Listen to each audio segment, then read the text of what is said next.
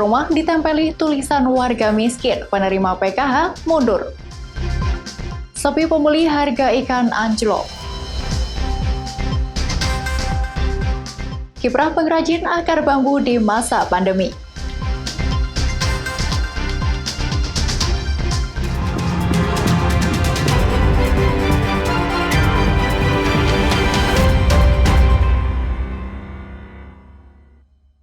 Kompas Pekalongan hari ini hadir dengan beragam informasi penting dan menarik baik dari Pekalongan maupun sekitarnya. Selain ketiga berita tadi, berita tentang video viral perkelahian anak-anak dan berita lainnya akan mengisi Kompas Pekalongan hari ini.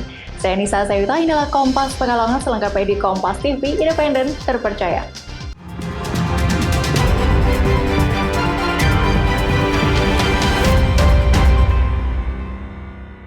Puluhan rumah di Pekalongan ditempeli tulisan sebagai warga miskin penerima program Keluarga Harapan atau PKH dan bantuan pemerintah non-tunai atau BPNT. Mereka yang malu karena merasa ekonominya sudah mampu akhirnya meminta mundur dari program bantuan untuk warga miskin tersebut. Rumah-rumah penerima bantuan PKH dan BPNT di Desa Ketitanglor, Bojong, Kabupaten Pekalongan pada dinding rumah ditempeli keterangan sebagai warga miskin. Penempelan ini merupakan bentuk keterbukaan pihak desa agar penerima bantuan terlihat jelas dan transparan. Mereka setiap bulan selalu menerima bantuan paket sembako untuk warga miskin. Di desa ini ada 74 rumah keluarga penerima PKH dan BPNT, ada yang kondisinya sudah layak, ada juga yang masih berhak menerima. Pihak desa sengaja menempel tulisan besar ini setelah sebelumnya rembuk warga dan disepakati seluruh warga. Tujuannya agar keluarga yang sebetulnya mampu menjadi malu dan bersedia mengembalikan bantuan. Sehingga harapannya bantuan benar-benar sampai pada warga miskin yang berhak menerima. Mereka yang rumahnya bagus dan ekonominya sudah mapan akhirnya mengundurkan diri sebagai penerima bantuan. Warga ini mengaku mengalokasikan dana PKH maupun BPNT agar diterima yang berhak.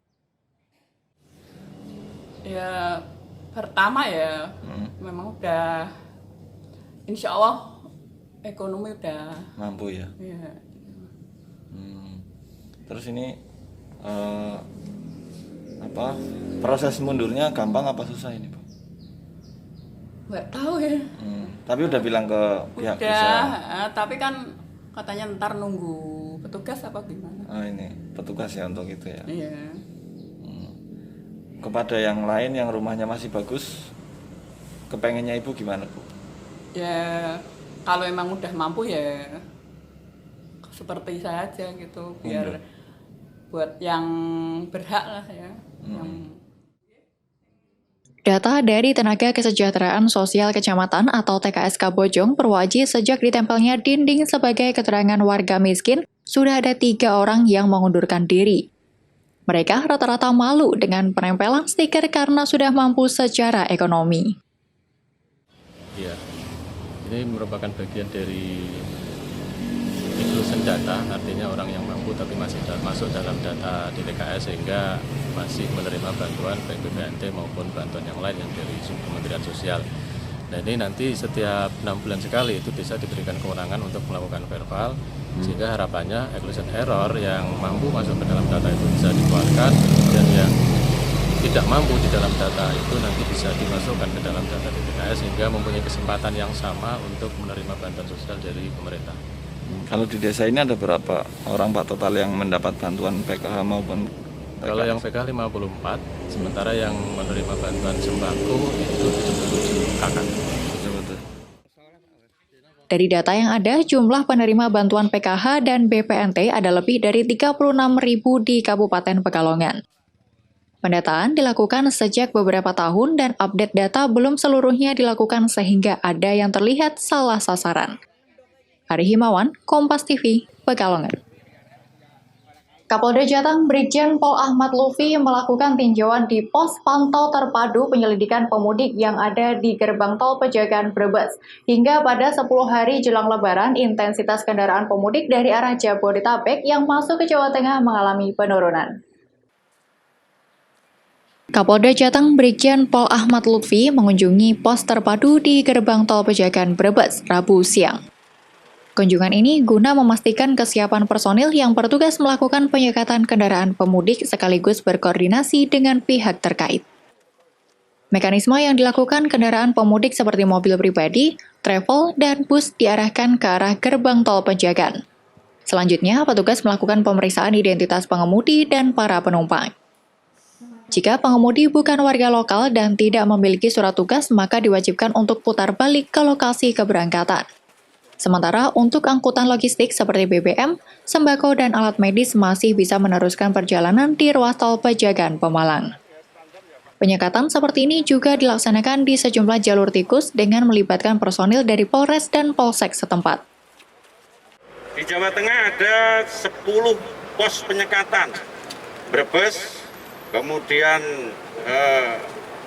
Cilacap, kemudian Purworejo, kemudian Magelang, Klaten, Sragen, Karanganyar, Blora, dan Rembang. Jadi Jawa Timur, Jawa Barat, Jogja, seluruhnya kita lakukan penyekatan untuk membuat arus kembali bagi marga pemudik. Demikian, Mas. Penyekatan akan berlangsung selama pelaksanaan operasi Ketupat Candi, yakni hingga tanggal 30 Mei 2020. Penyekatan pemudik yang dilakukan oleh jajaran Polri guna memutus mata rantai sebaran pandemi Corona. Selama penyekatan berlangsung hingga Lebaran kurang 10 hari ini, jumlah kendaraan pemudik terus menurun. Yuli Hardianto, Kompas TV, Brebes. Dinilai tidak taat protokol kesehatan, Pasar Loak Oprokan di Solo ditutup oleh pemerintah. Pedagang akan diizinkan berdagang kembali jika penaatan sesuai protokol COVID-19 sudah dilakukan. Beginilah suasana Pasar Loak Oprokan di Pasar Klitikan, Notoharjo, Solo. Disebut oprokan karena para pedagang berjualan di lahan parkir pasar. Jam bukanya pun hanya sampai pukul 9 pagi saja. Namun di sini pembeli dan pedagang berjubel tanpa mengindahkan protokol COVID-19. Sebagian besar juga tidak mengenakan masker yang saat ini diwajibkan di tengah pandemi COVID-19. Penutupan dimulai Kamis kemarin selama 3 hari ke depan. Nantinya akan ada penataan agar protokol kesehatan bisa diterapkan dan dipatuhi.